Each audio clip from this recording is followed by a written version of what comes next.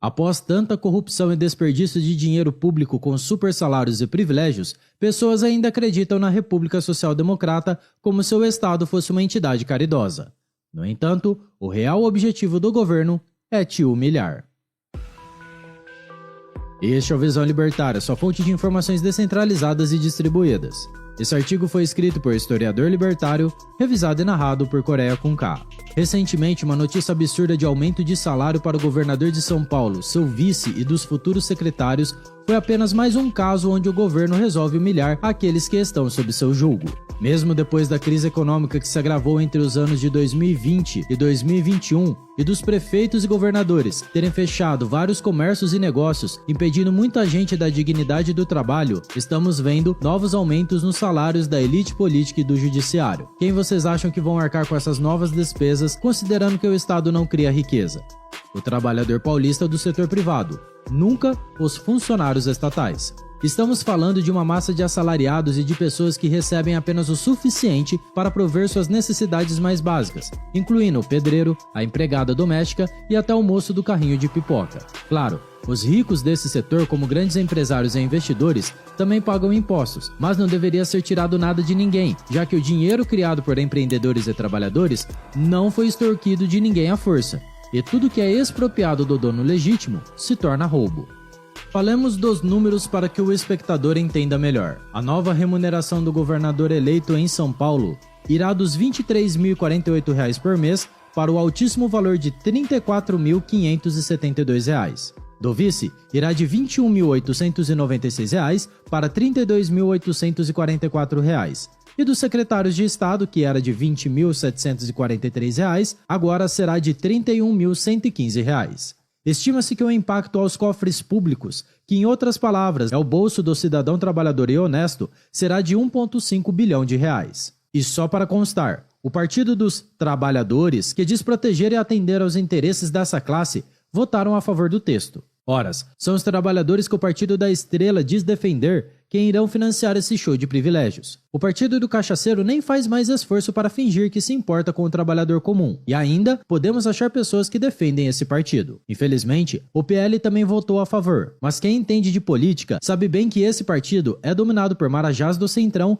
e que estão pouco se lixando para o cidadão brasileiro. A grande maioria dos deputados estaduais paulistas votaram a favor dessa covardia com o trabalhador, já que o projeto teve 56 votos a favor e somente 6 contra, tendo a presença de 63 deputados na segunda sessão extraordinária. Um dos motivos do altíssimo impacto aos cofres públicos é que esse aumento irá gerar um efeito cascata, aumentando o teto do funcionalismo público paulista. O governo, quando poderia finalmente reduzir impostos para desafogar o trabalhador honesto e produtivo, que passa enormes dificuldades ao empreender e tentar melhorar de vida, prefere aumentar os ganhos de uma casta parasitária que não gera valor algum à sociedade. Isso mostra que quem está no governo só pensa em lucrar mais às custas dos pagadores de impostos, ainda mais considerando que os políticos numa democracia, como ficam poucos anos no poder, terão uma mentalidade de curto prazo, objetivando ganhar o máximo de dinheiro possível nesse período que estarão em seus respectivos cargos. Por detrás dessa proposta de aumento do salário do governador e seus secretários, além dessa brecha de aumentar o teto do funcionalismo público paulista, estão os interesses corporativistas que vão além dos próprios políticos. Segundo o Jornal da Globo, a cúpula das polícias e diretores de escola se esforçaram para pressionar as lideranças do partido do PT, PL e republicanos. Ou seja, isso nos revela muito sobre o Estado. Todos os funcionários públicos do setor militar, educacional, secretarias e encargos políticos estão sempre querendo seus aumentos às custas do cidadão sem se importar com os impactos reais desses aumentos, fazendo questão de até mesmo fingir que o dinheiro virá de alguma árvore mágica. Cabe a pergunta, será que houve um aumento da produtividade dessa classe de funcionários públicos para se verem no direito de receber novos aumentos? Provavelmente não, além do fato de que esses funcionários não ficaram impedidos de receber e trabalhar durante a recente crise sanitária, privilegiados em relação aos trabalhadores do setor privado, durante uma das maiores crises que o Brasil já enfrentou. Com tanta crise e inflação que o próprio governo cria, o aumento do custo de vida impacta todos, inclusive os asseclas estatais.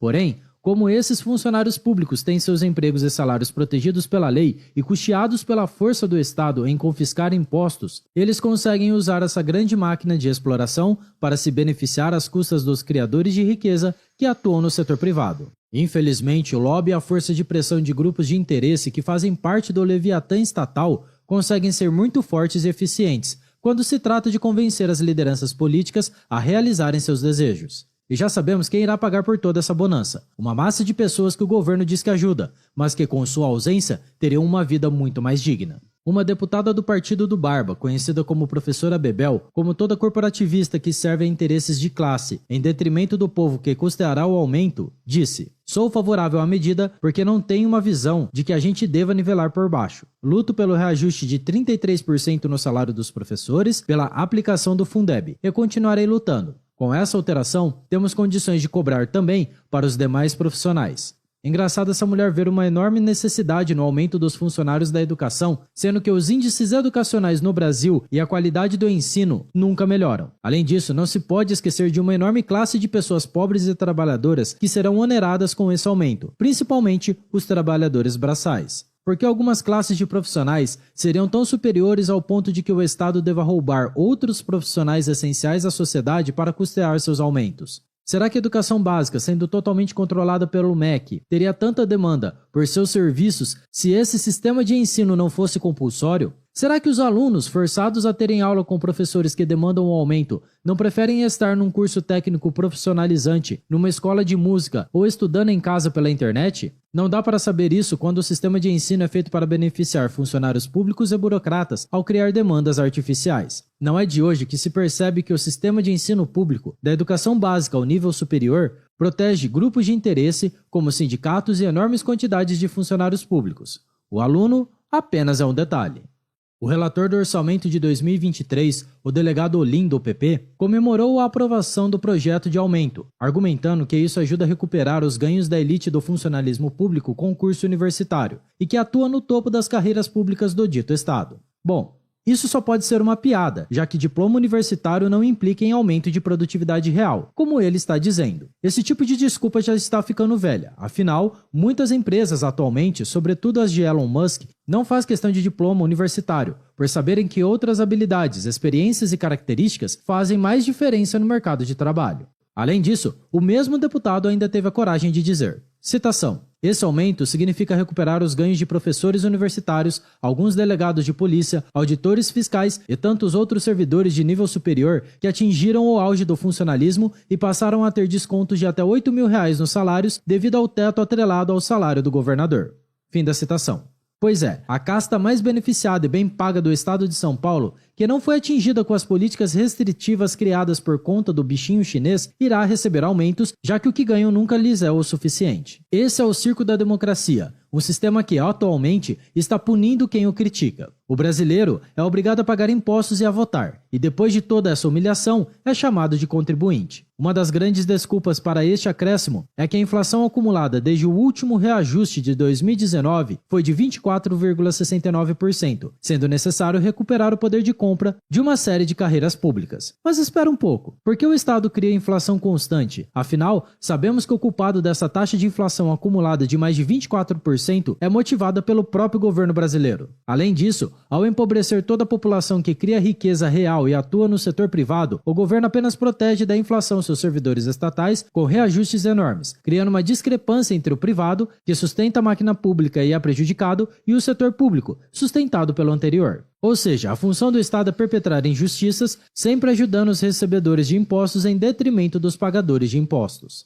Mas não fica só por isso para o povo, pois recentemente, uma nova iniciativa para conceder privilégios a juízes com certeza assusta a todos com bom senso. O presidente do Senado Federal, Rodrigo Pacheco, tão omisso quando a Constituição foi rasgada por integrantes da instituição máxima do judiciário brasileiro, está querendo dar bonanças e afagos para os servidores do alto escalão do judiciário. Pacheco, sendo advogado por formação, tem um certo interesse em ajudar uma classe pela qual tem admiração. No entanto, as coisas também não se resumem apenas a isso, já que a PEC do quinquênio voltou a entrar em pauta em maio deste ano, após entidades representativas da magistratura pressionarem o então presidente do STF, que na época era o Fux, levando-o a fazer o pedido a Pacheco. O objetivo do presidente do Senado é conseguir colocar a PEC 63 de 2013 para votação antes do recesso parlamentar, proposta que terá um enorme impacto nos bolsos dos brasileiros, já que concede um quinquênio, sendo um adicional de 5% nos salários dos juízes, que já estão entre os servidores mais bem pagos do país. Isso tudo sem contar os privilégios e emprego vitalício, sendo então uma verdadeira farra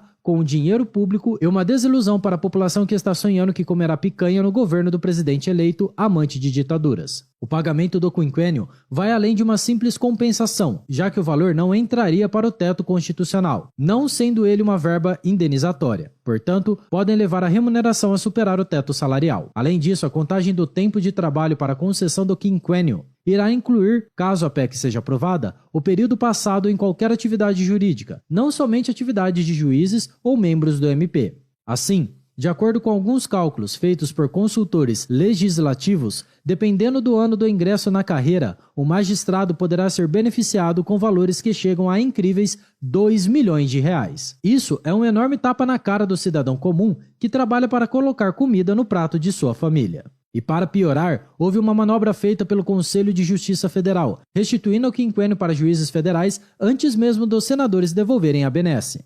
Assim, julgaram o tema em causa própria, indo além das funções da instituição, já que não deveriam poder definir a remuneração de magistrados. Portanto, se essa decisão valer, é provável que os outros ramos da magistratura e os conselhos que regem a atividade de membros do Ministério Público irão seguir o mesmo caminho. Realmente, nossa sociedade segue rumo à imoralidade, a mentalidade parasita do descaso com o dinheiro do pagador de impostos e com a própria Constituição.